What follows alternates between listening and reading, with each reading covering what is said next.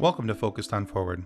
The purpose of this podcast is to focus on recovery from life situations, be it a disease, chronic or acute, perhaps the loss of someone so dear to you in death, or a change of life patterns that has affected you so profoundly that you have no choice but to find your new normal and become focused on moving forward. Each episode is designed to show the positivity that people bring to each and every one of their stories, the successes they've had, ways that they have become so definitively focused on moving forward.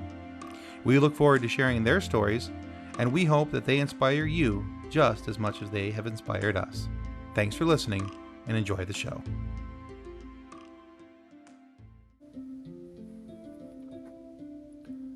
Hi, and welcome to our first official episode of Focused on Forward.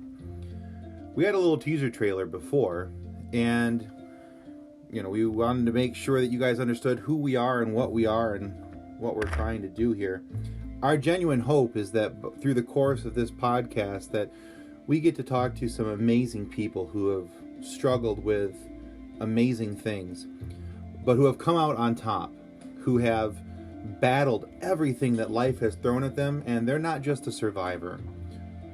They're an overcomer. They're somebody who has really just taken hold of this, and they've remained focused on moving forward. Because those stories are inspiring. Those stories help us to navigate our own lives. You see, when we're going through issues and traumas and tribulations, and maybe we can look at what other people have done and draw strength from them. And that's what I'm hoping for out of this, is that as we bring you different interviews and we talk to different folks, that their stories are able to touch you, and you're able to see the beauty that is their life and what they've gone through and everything else.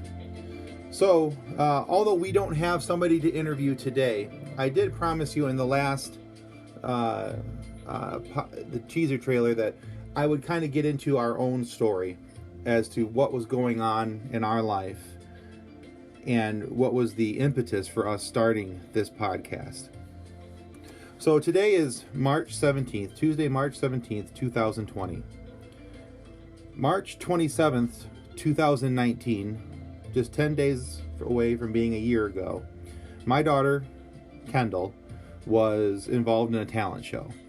My daughter loves to sing, and I might be a little bit biased, but I think my daughter has an amazing voice, an amazing gift to be able to sing.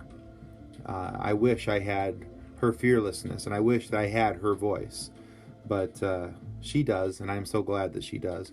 But when she performed on March 27th at the talent show, we knew that something wasn't quite right. She wasn't feeling good. She'd been complaining about achy legs and a fever and all those things, and being the dismissive parents that we were, it's not that we were overlooking her or ignoring her, but it was also springtime in Michigan, and a lot of kids get head colds, and we have allergies in our family, and during that time of year, it's not uncommon for head colds to go around.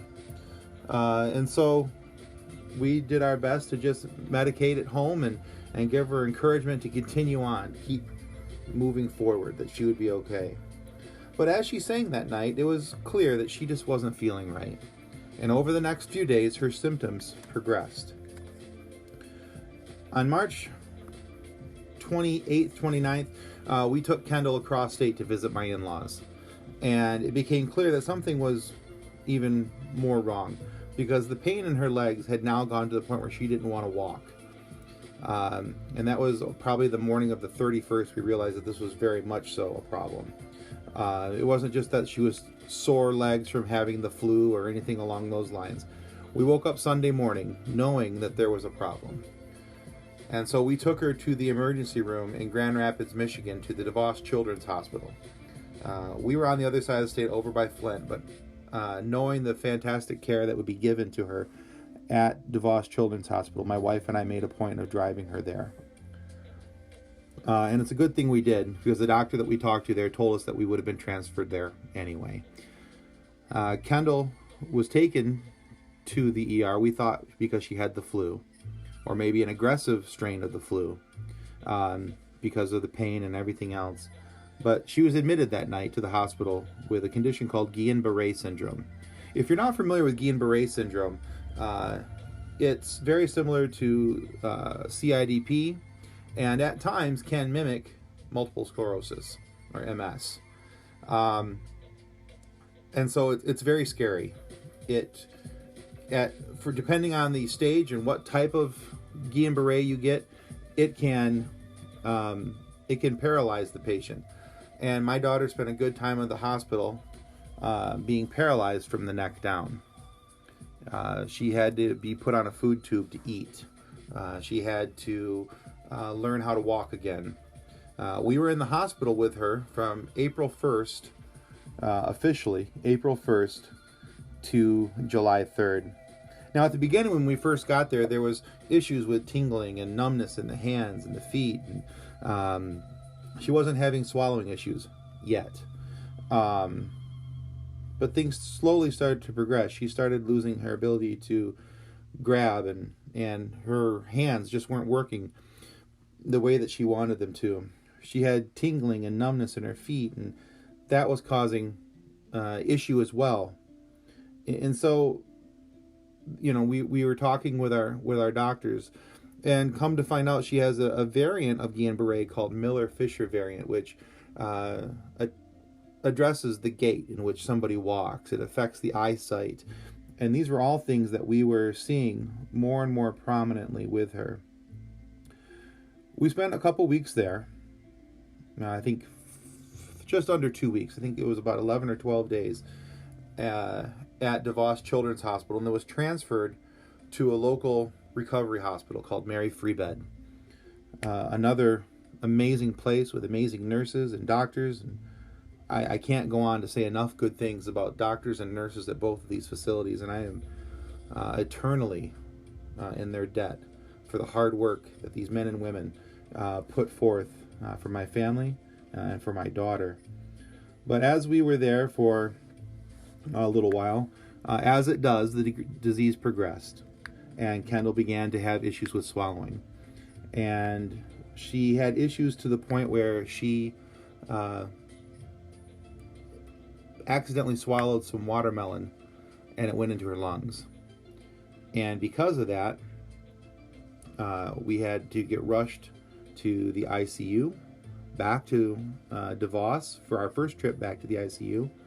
And we had to deal with that and try and help her get back. We were in there for about another 2 weeks, and then we went back to DeVos, from DeVos back to Mary Free Bed. And then we ended up having to go back again because Kendall developed an infection in her lung, which caused her to have her lung punctured, fluid drained out of her lung, and the medicines that they gave her at that time also did some damage to her kidneys. So there was all kinds of issues that were going on. She was paralyzed from the neck down. She wasn't able to swallow. She had this infection. She couldn't walk. And now we had kidney issues to boot on top of it. So she had to go through intravenous treatments for her antibodies to try and help her body fight what was going on. She had to have plasma treatments to help her body. A process called plasmapheresis, which is a very intense process, and there's a port added to the jugular of the neck, and it was quite a bit to watch. It was quite a bit for her to go through. The one thing I'm very thankful, though, is when I talk to my daughter, she tells me that she doesn't remember very much.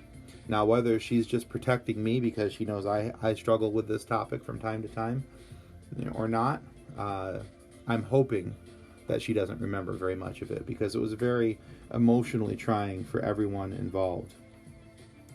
But we spent a couple weeks back there at ICU, and then we were transferred back to Mary Free Bed again.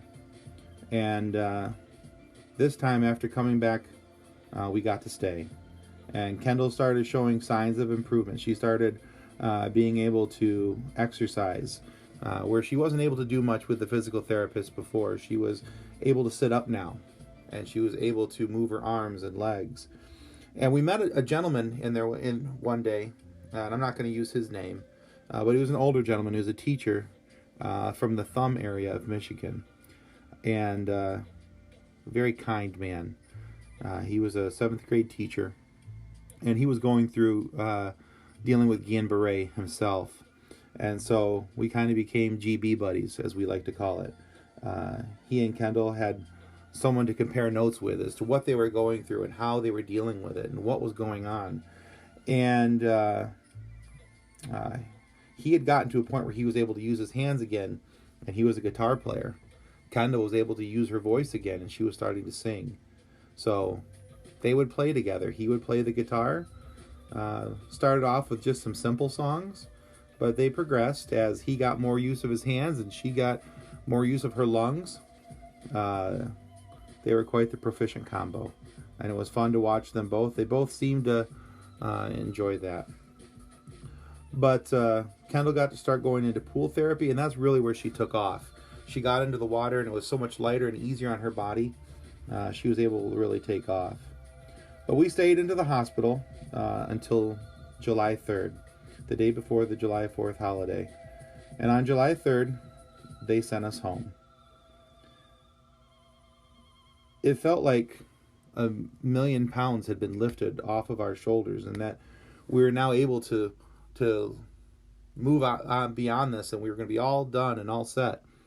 But the truth of it all is that my daughter was coming home with complications.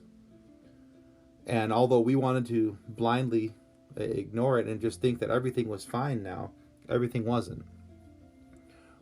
My daughter came home in a wheelchair.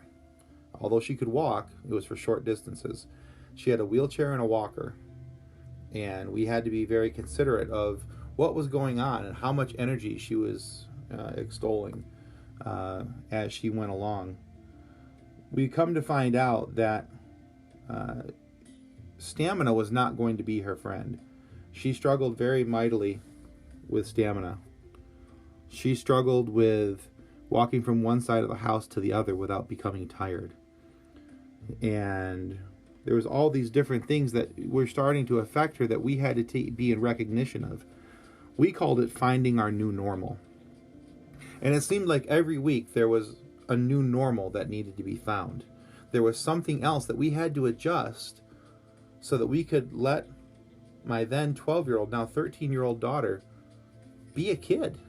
Help her to enjoy the things that were going on around her, whether it was finding ways to help her sing and help her to enjoy her friends.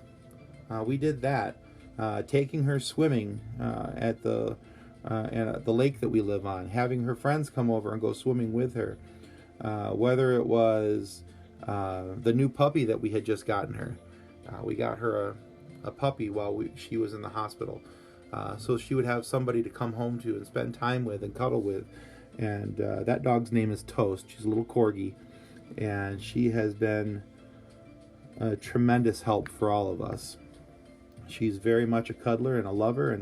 And she just knows when Kendall's struggling and having a bad day. And it's amazing to me how much she's able to recognize the issues that Kendall has. But she does, and she gets right up in there and she makes sure that Kendall knows that she's loved. But when we look at it, the things that we've had to do since we've come home, we've had to make adjustments in our lives. We've had to make tweaks to what we do. We tried the public school route for a while. Well, public school didn't end up being a viable option because she couldn't make it much past noon. So we had to adjust, and now she's homeschooled. Which, with it being March 2020 and with the issue of the coronavirus going around, I'm so very glad that she is home because she has now a compromised autoimmune system. And that autoimmune disease that she has, Guillain-Barré, is always going to be with her. It's always going to affect her. And so to some degree, the things that we've gone through over the nearly the last year of trying to adjust and find her new normal is training for the rest of her life, because she's always going to have to find her new normal. Because as she develops, we're finding that she still doesn't have stamina, that she still doesn't have the ability to go out and do the things that a normal 13-year-old kid would do. She can do it, but only for a couple minutes.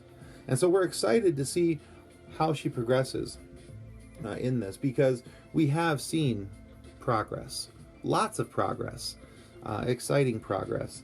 Running isn't her thing, but she can fast walk. We'll take it. She may not be able to go shopping for hours, but my daughter loves to thrift shop, and she can do it for a little bit. You see, we found that if we do these things, the things that we involve her with, we just have to maybe be a little bit more moderate in how we do it or why we do it. We found that for her, it was helpful to have someone that she could talk to. So we got her a therapist, someone who might be able to understand maybe a little bit better than mom and dad, and how to direct her and help her to have a safe place to express the concerns that she feels. Because, as a dad, I have my concerns, and I struggle with things from time to time about this, but she needs to be able to have somebody to talk to. And so we found her a cognitive behavior therapist, CBT, and they do so well at helping her to, this therapist does so well with helping her to be able to navigate her own issues. But so what we're looking forward to is that all these things that we've done over the last year, we've helped her to try and retrain her focus.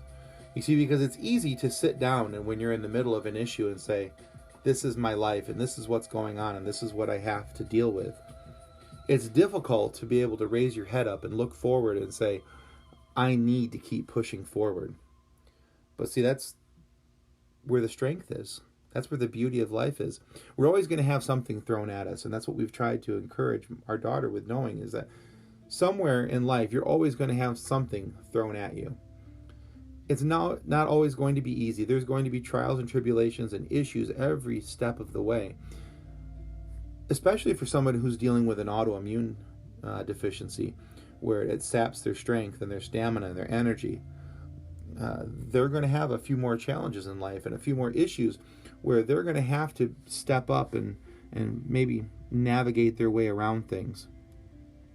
But see, we're hoping that this year of life is good training for moving forward. You see, because we never let any of us, maybe for a day we did. We always said you're allowed one day of pity. But the next day, when the sun comes up, we have to stand up, we have to put one foot in front of the other, and we have to keep moving forward. You see, if we don't stay focused on forward, it's real easy to stay where we're at. And not saying that that's going to be the end all for whatever she has to go through in life. But sometimes situations in life become a little easier to focus on when we break them down into small pieces and parts instead of looking at the whole. When we look at ways that we can move forward and take care of this one step at a time. You see? And so that's what we've tried to help Kendall with over the last year. And I think that she's done it in a lot of ways. Matter of fact, just recently she was able to participate in a fundraiser event for DeVos Children's Hospital. Her and a few other children were invited to come on stage and perform, noted as their miracle kids. And Kendall was very happy to participate in this. DeVos did a great amount of work for my family. Mary Freebed did a great amount of work for my family. But to watch my daughter stand up there and sing in front of this crowded room full of people, and to sing so loud and so strong and so beautifully, is a testament to the fact that, yeah, you can lay there. You can feel sorry for yourself. And for a short time, it's okay to do so. But it's a testament to her and her strength, her willingness, and her wantingness to fight, to keep moving forward, to being focused on forward. And so I'm thankful for that she is a fighter and she is driven. And if you ever met Kendall, you know that once she has an idea in between her ears, well, good luck getting it out, because that's what she is and that's what she wants to do. Well, that's one part of our story. There's more that can be told and there's more that can be said. But I want you guys to know that it's not always going to be doom and gloom. There's rainbows to everything in life. There's a silver lining to everything. Sometimes we have to look a little harder. Sometimes we have to look a little longer. But if we put the effort in and we push forward, we will find our way around it. Sometimes that way around is through talking with other people. Sometimes it's by listening to other people talk. And so, like I said, I hope that you find this podcast helpful. I hope that you find strength in other people's lives and what they've gone through. And if you know someone who would like to be a guest on our podcast, who would like to share their story, I can assure you that we will handle their life and their story with love and care and delicateness. I'm not sure how I should have said that, but I hope you get the understanding there. We want people to share their stories in a safe place, and that's what we are going to strive to be. So thanks for listening in. And again, if you like the music that you hear all throughout the background, that is, again, Snowy Forest by Calabastic Village. You can find them on SoundCloud. Their music is amazing. This particular song I really enjoy, and so we're hoping that Calabastic Village is going to allow us to use it permanently as the background music on our podcast. It's very relaxing, and we find it to be very encouraging and kind of fits the vibe of what we're hoping to do here. So thank you very much. This concludes our first initial podcast, full episode, and we look forward to bringing you another episode soon. Take care, be kind, love one another. Well, that concludes another episode of Focused on Forward. To be a guest of Focused on Forward, you can reach us through Twitter at podcastfof, through our Facebook page named Focused on Forward, or through email focusedonforward@gmail.com. We look forward to hearing each and every one of your stories that has yet to be told. So until then, be safe, be kind, and be loving to one another as you stay focused on forward.